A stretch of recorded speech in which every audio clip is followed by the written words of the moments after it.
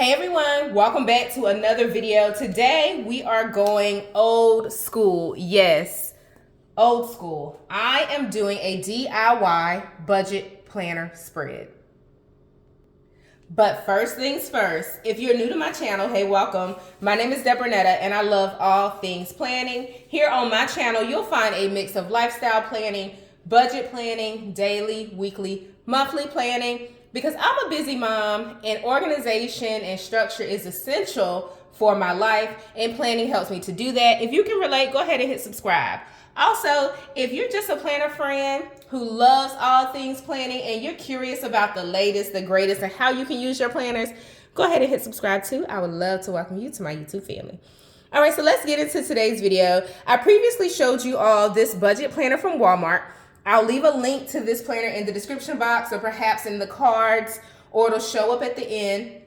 But this planner is super functional, it's very minimalistic, it's simple, and it's a great option if you're looking for something on the go and you have maybe more of a BAU budget that's kind of easy to manage month over month. This planner is great for you.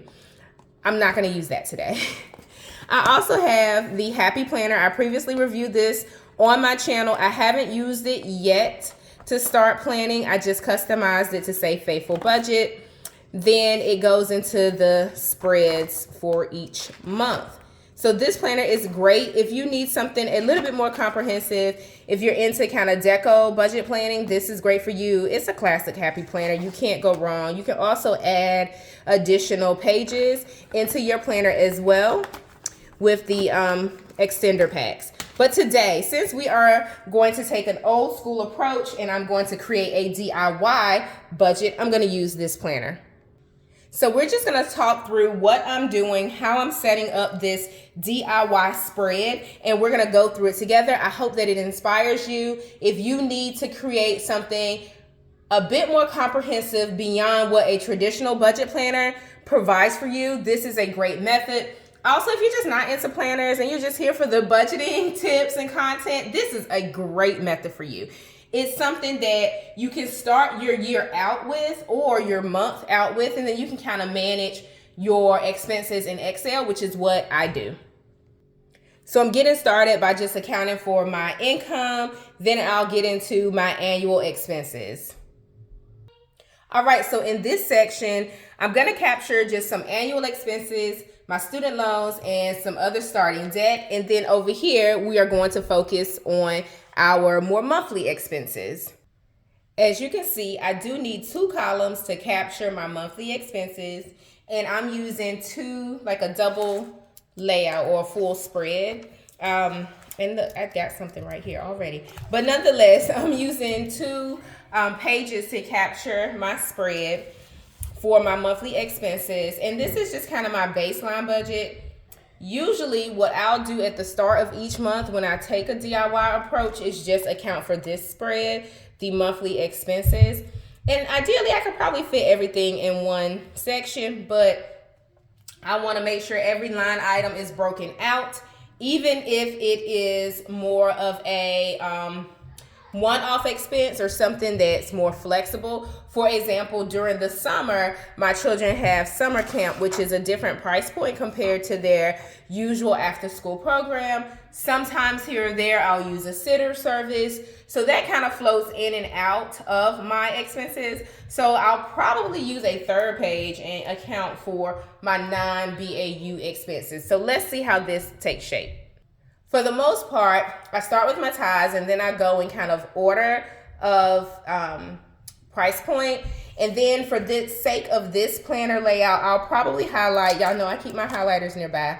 I'll highlight some of the expenses that are more so maybe related to my kids. I'll also kind of put a little bubble dot or highlight some of the expenses that are just maybe more flexible. So for example, water is a different price every month, or it costs something different every month. The same with like energy or gas. I don't have it on one of those plans where it spreads it out throughout the course of the year, which I may revisit that in January just to see how more effective that would be from a planning standpoint. but typically I'm not really bothered. It ebbs and flows based on usage and utilization. So it's never bothered me in the past, but I may try one of their options to kind of smooth it out. So anywho, long story short, that's how I'm gonna use my highlighters. Let me know if you can relate to any of that. And to the right, I'll start to account for the dollar amount. I don't share that in my videos. I'm not one of those YouTubers that'll share how much I pay for rent, car, and all of that, but I want to give you an idea of how you can create your spread. You would just go in and write your dollar amount off to the right, or if you wanted to put your due dates on one side and then the dollars, or vice versa, that's helpful as well. Here I'm going to start to account for some of the flexible items throughout the month. So for example, my hair, if I get it braids, then that will probably last me 2 months. And so on and so forth. Some months I may decide to do my own hair, but I try to go to get my hair done at least every 6 weeks. So that's kind of how it works out for me. But anywho, so I'm gonna account for the average of those expense items. So this is how it's taking shape. I added a few additional items. So this is how my spread is taking shape as compared to what you get in the Walmart budget planner.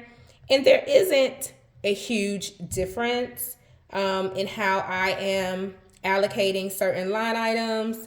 But you can tell, like for me, this just doesn't really align to what I've created here. So for me, this is just a little bit more easy for me to navigate personally.